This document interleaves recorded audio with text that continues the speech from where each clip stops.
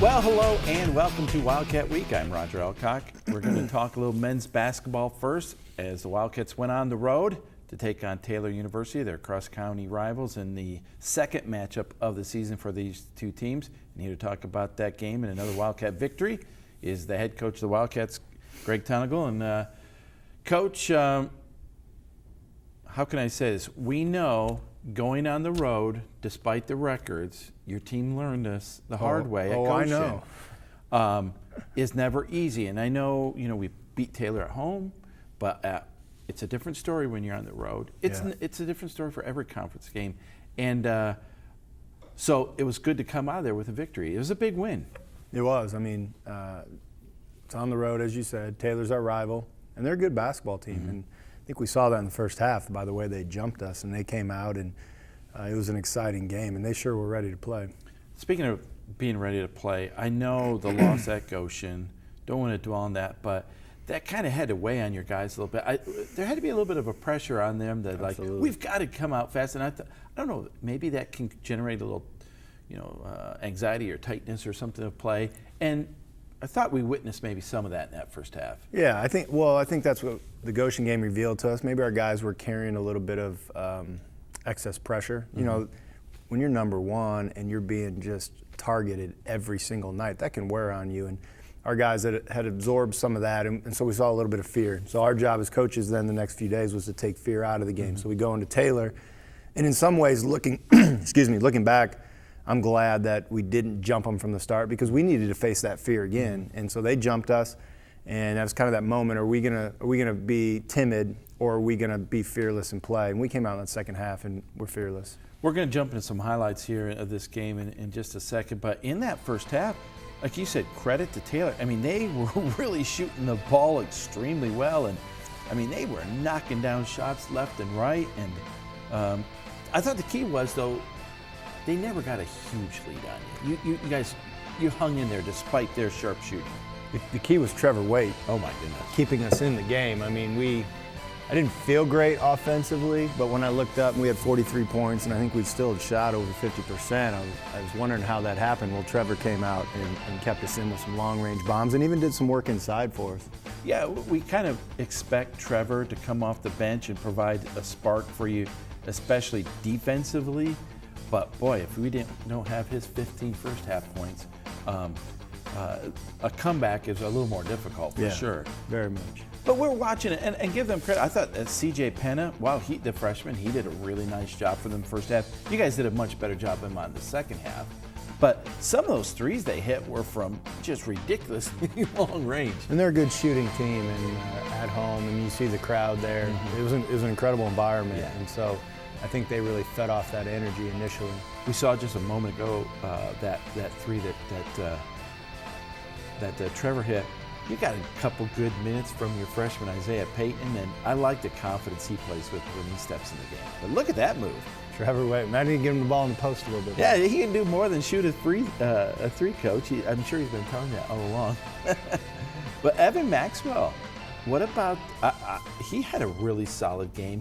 I mean, if Trevor was the guy in the first half and Kyle was the guy in the second half, I thought Evan was pretty solid throughout. I mean, how many guys can have 4 dunks but like make that? Several threes? I mean, Evan's doing it from both ends. He's just blazing on the perimeter, but he's almost unstoppable on the inside. That was a really nice sequence there. The great defensive effort by Trevor.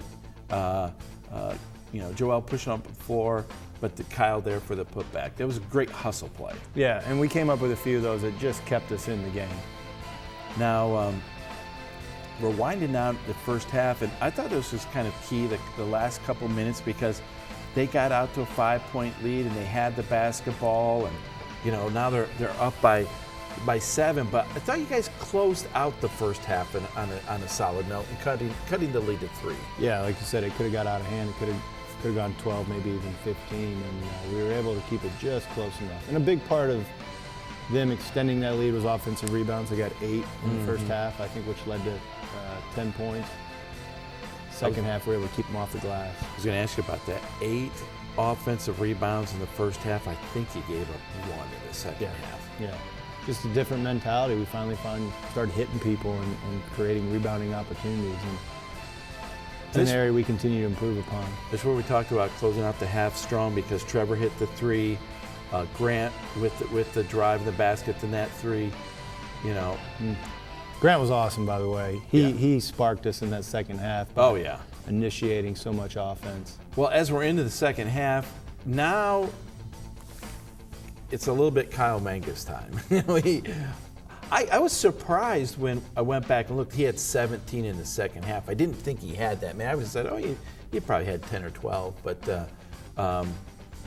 did a good job again. What I love about Kyle's game, and we've seen it a lot this year, is he is really doing a good job finding the open guy. Yeah, Kyle, he can hurt you in so many ways, and it's not just scoring, it's passing, and we've obviously seen his defense too. You know, the big key in this game, obviously, the first couple minutes of that second half, you went on a 10-0 run, and when you took the lead, it just, you know, you didn't take your foot off the pedal. So you got the lead, and then you just kept going and kept going. I love this shot here by Seth. This was a big shot. Yeah, well, anytime you can push it into double digits, Yes. it does something mentally to the other team. And what a big shot by Seth from the assist from his brother. And isn't it true that, you know, confidence can kind of spread throughout a team? You saw Kanan pulling up, hitting that shot, and you guys went on a 41-14 run to start that half, and the key was I don't think you ever let them really make a run at you in the second half. Yeah, like I mean, as disappointing as giving up 48 points in the first half was, holding them to 14 in the first, I think, 15 minutes of the second half was as impressive as I was with our team and our effort. Nice second pass there, or extra pass they got from Trevor to Kyle. Working inside, and boy, this was a highlight reel for Evan Maxwell in terms of dunks in the paint. But, you guys did a great job finding him when he was open. Yeah, our guys did a good job in the second half. We had good balance inside and out, and we found him. Well, as the game is starting to wind down here, you know, the victory's in hand. Seth finishes it off there with a nice layup there. But you guys go on the road, 16th straight victory against Taylor.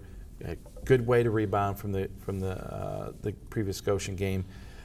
Some people I would think might look ahead at the Spring Arbor game next week, but you and I know with Huntington coming to town, they are getting healthy. They are extremely dangerous. Absolutely. That's a huge basketball game for this team on Saturday. Exactly, and I mean, if you're anywhere but present in the moment against Huntington, it's going to be a long Saturday. They're a good basketball team. They weren't healthy last time we played them, and we got to give our best effort. And it's going to be senior day for us, so we get to honor the legacy of 3 important and very valuable seniors. You know, how do you balance the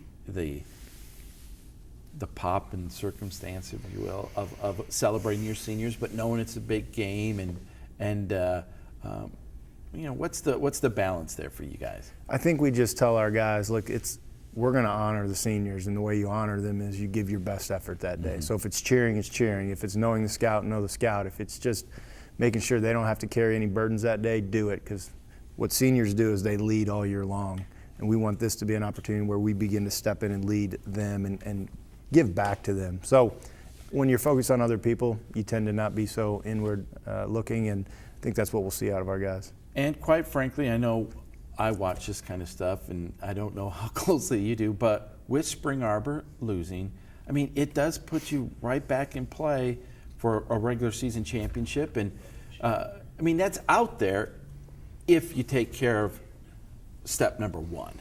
Yeah, I mean, obviously it's open for a lot of teams. There's probably still 4 teams that could win the league this year. But like I said, if we're thinking anything but Huntington, our minds are in the wrong place. All right. Well, Coach, thanks again for joining us. And once again, the Wildcats will be back in action Saturday, 3 p.m. as they take on the Foresters of Huntington. And we'll have that game right here on WIWU.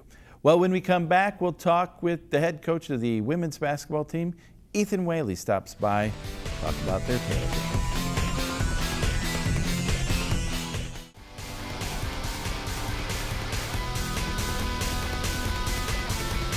Well, welcome back to Wildcat Week. The women's basketball team traveled over to Upland to take on Taylor on Wednesday night, and lost in overtime. We're here to break down that game and some of the actions. The head coach of the Wildcats, Ethan Whaley. And Coach, welcome to Wildcat Week. And man, that's a tough ball game because you're down by 16 in the first half at one point, and you fight and scratch and claw over the next 3 quarters and tie it up to go into overtime, to drop in overtime. So in one end, you're like, man, what a bitter way to lose a game. And the other side, it's like, man, I'm really proud of the fight and the effort shown. Yeah. I mean, it was a heck of a game. It was a defensive struggle for both teams. We'll call it what it was. But I was really proud of our girls, I thought, for 3 quarters. And then most of the first quarter, even, we battled and we made Taylor earn everything they had. But, there was about a 3 or 4 minute stretch there in the first quarter that they went on a 16-5 run, and that ended up being the difference in the game. Especially in the women's game now with the quarters, I know a lot of times coaches look at segments of a game and how to do. Yeah. And you look at every other quarter. You won the second quarter. You tied the third quarter. You blew them out in the fourth quarter. But it was about a 4-minute segment in the at the latter part of that first quarter that really bit you because you got down by 13 in that point, and just had to continue to work your way out of it. And I don't know what it was, if you had a chance to look at film or not, but like twice, yes. What it was in that segment. I mean, credit them; they hit a lot of shots. They were on fire, but rebounding hurt you a little bit there. Some other things, turnovers. Yeah, the thing that we always talk about is control the controllables, right? That's cliche, but if you talk on defense, if you block out every single time and hold the opponent to one possession or one shot on each possession, you're going to put yourself in a really good spot. And in that stretch that you're talking about in the first quarter, we didn't rebound and we didn't communicate, and we gave up easy looks in their transition. We're going to take a look at some of the highlights here, and you can't talk about Taylor without talking about Kendall Bradbury first, because she's just that good. I mean, you saw her to step out and hit the jumper there, and she can be a really dominant post player. She does things so well. I actually thought Carly Lang, when you say Kendall Bradbury scored 22, I thought Carly did a really good job on her that night. Yeah, I mean, she's a first-team All-American for a reason. Yeah. She's really good, but when you can hold somebody to 22 points on 23 shots, that's something that you got to live with a player of her caliber. I thought Carly, I know Nicole got a piece of her. I thought they battled and were really, really good. Well, we're here in this first quarter, and you see it's a tight ball game, but this is kind of just a stretch that really comes back to bite you. They hit some big shots. And even offensively in that first half, you guys scored 13, which is not a bad, production there. But kind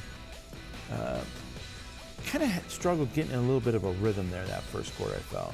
Yeah, Taylor's very, very good. They were intentional about trying to disrupt Nicole's rhythm down low. So they were doubling. They were not guarding some of our players, and they did a good job of mixing up and disguising who they were helping off of.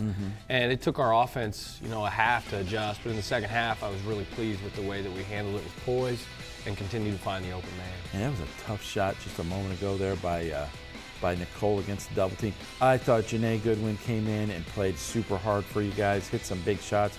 We'll see the biggest shot of the game maybe that she hit to put the game into overtime, but I really liked her effort that game. Yeah, she came in. We've just been asking her to be more and more aggressive when she comes in. She certainly did that. And Raj, listening to the game, watching the game last night, your call on that last play got me fired up. Oh, it was an amazing shot. Still in the second quarter here, it's wind down. You're down by 13. You cut the lead. Here was a really a nice finish right there by Carly Lang. Carly ended up finishing with 10 points. She had a double-double, 10 points, 10 rebounds, and we already talked about her defense. Yeah. Carly was a warrior last night. She's been battling back spasms, and I think she played close to 38 to 40 minutes. So she was a warrior. She couldn't really ask for much more from Carly last night. Really proud of the way she led our team. In the third quarter now, Katie Key had knocked down a 3. Janae knocks down a 3.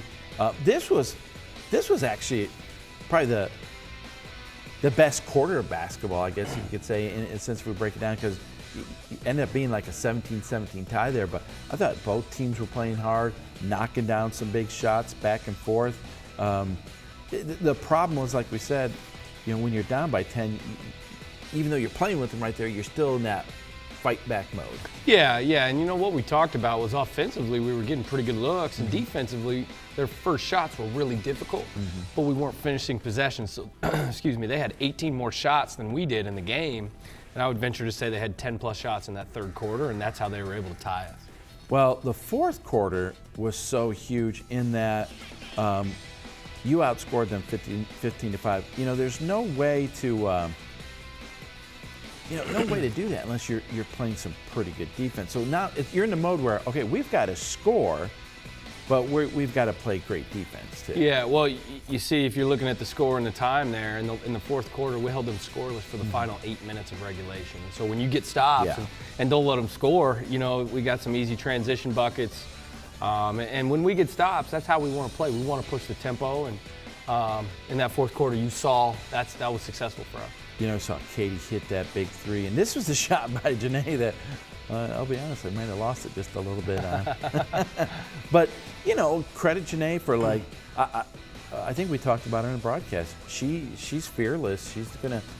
She's not gonna shy away from, making a play if it's needed. Yeah, and I think that shows a lot of growth and maturity. Her and I had a meeting a couple weeks ago because she wasn't playing that way, and I told her our team needed her to play this way, and obviously you see her knocking down a couple of big shots when our team needed them most. It got away from you just a little bit in the overtime then, and I was going to ask you, sometimes a team, you fight so long and so hard to get back into a game that in overtime, maybe you just don't have anything left. I really didn't feel that was the way with your team. You had a couple calls that didn't go your way and stuff like that, some weird situations there. Got some good looks that didn't go down for you, and they hit some shots, but I was proud of the effort, that's for sure. Oh, yeah. Nobody's faulting the effort whatsoever. I would say it just came down to, at the end of the day, if you just want to break it down into overtime, Taylor made more plays than we did. The last couple of minutes, I think they had 3 offensive rebounds, and they were able to milk a good portion of that clock, and so they didn't even need to shoot field goals because we had to foul them after a couple offensive rebounds. And sometimes it's just the way it goes. It's not fun, but we'll learn from it and grow from it and get ready for Huntington. Yeah, I was going to say, the good news is you get to go get right back in it and take on Huntington, a really good basketball team that you'll have here in Lucky Arena, and but another chance to compete and get better and get a win under your belt. Yeah, they got us at their place last time, so we're hungry. We're excited about the rematch, and hopefully can get a little bit of revenge. All right, well, Coach, thanks so much for stopping by. We'll see you on Saturday. As we said, the women's basketball team will take on Huntington at home on Saturday. Game time is a 1 p.m. tip-off. Well, when we come back, Mikala Woodfork will bring us the breakdown, and we'll talk to the head swim coach of the Wildcats, Laurissa Dalrymple. So don't go away.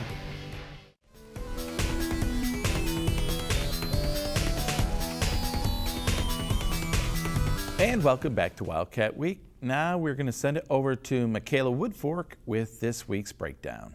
Thanks, Roger. It's finally baseball season, and our men's team had back-to-back doubleheaders against St. Xavier. They started off with a 4-3 win and then unfortunately lost the last 3 games.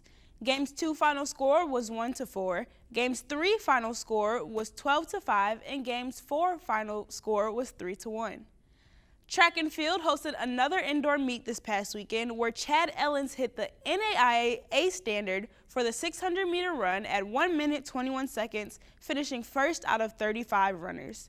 Brendan Coyle also earned another A standard in shot put, placing second in the 35-thrower field at 16.08 meters. For the women, Erica Stutzman, Kendra Frieden, Sterling Simek, and Jessica Sprinkles won the 4x800-meter relay at a time of 9 minutes and 35 seconds. Our number 5 Indiana Wesleyan team got the 2019 Mid-South Conference runner-up title with 456.5 points. In first place was the number 2 school, Cumberland, at 745.4, and in third came Loyola New Orleans with 435 points. The men's basketball team beat their rival Taylor University 87-72. The Wildcats were down in the first half at 43-48, but were able to come back strong in the second half and win. Trevor Waite scored his career-high 21 points this game, and Kyle Mangus had 17 points in the second half. This led the Wildcats to their 16th consecutive win against Taylor.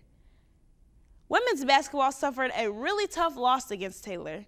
After the first quarter, the ladies were already down 13 points, but whatever Coach Whaley said to them in the locker room at halftime got them fired up, and the ladies were able to make a comeback in the second half. Their comeback led to a 61-61 tie at the end of the fourth, which led into overtime.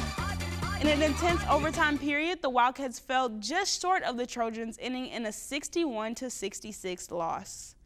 Finally, cheerleading hosted their first competition on Friday and placed first in 2 competitions that they participated in. In the first competition, the Wildcats scored an 80.4. They then improved on that score in their second competition with an 81.7. Well, that's all I have for you this week on The Breakdown. Back to you, Roger. Well, thank you, Mikala. Now we're going to switch gears and talk a little more in depth about IW swimming. They came in second place in the first ever appearance of the Mid-South Conference Championships.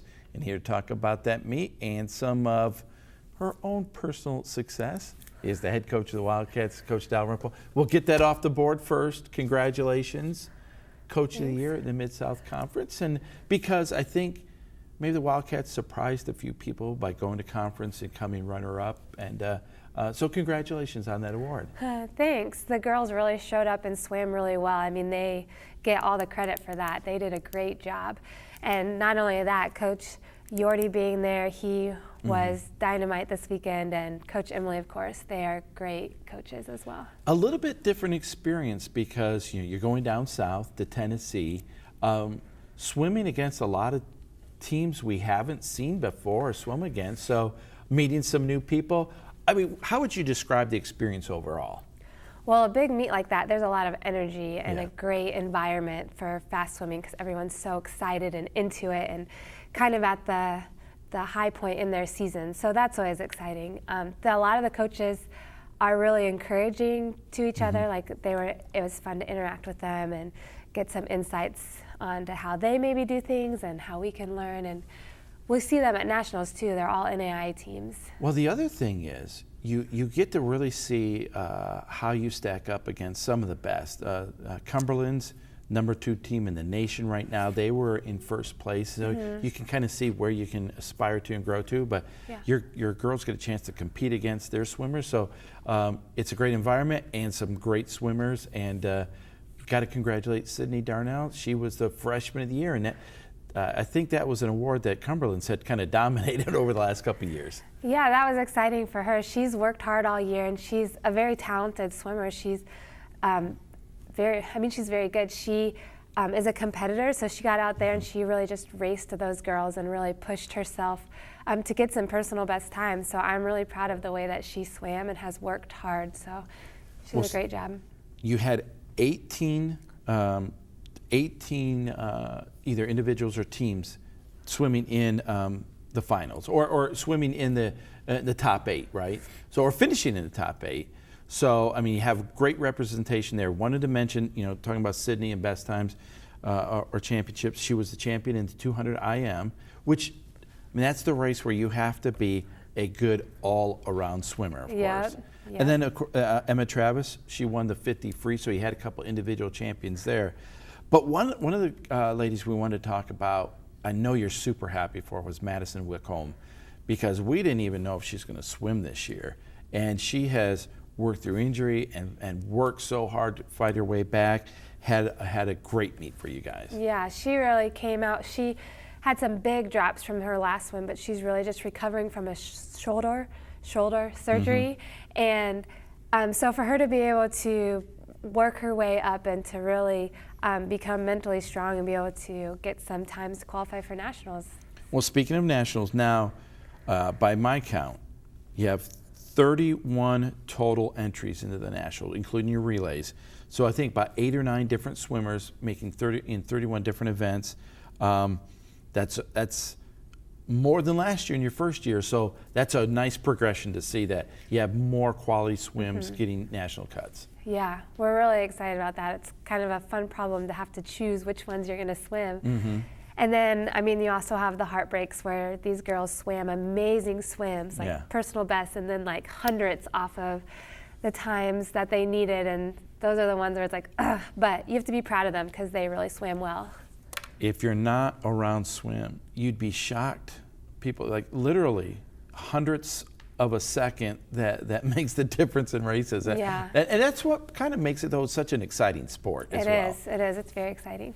Speaking of nationals, once again down in Columbus, Georgia, Yep.